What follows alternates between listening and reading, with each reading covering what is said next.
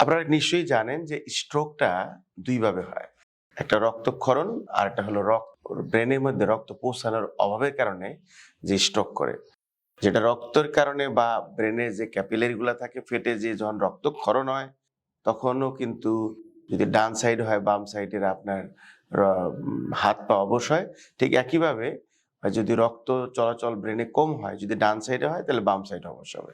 এরকম ইস্যুগুলা যদি ১০ মিনিটের মধ্যে একটু ভালো করে দেখেন যে এই লাল অংশটা কিন্তু কি হয়ে গেছে যে আপনার রক্তক্ষরণ হইছে।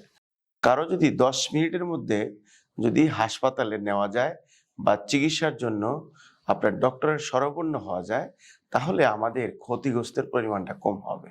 বিকজ রক্তক্ষরণ হওয়ার সাথে, সাথে যদি সেই রক্তটা ওভারফ্লো না হয় বা যদি ব্রেনের যে টিস্যু গুলা আছে ড্যামেজ বেশি না করে, তাহলে আপনার প্যারালাইসিস বা এক সাইড অবসের পরিমাণ কম হবে।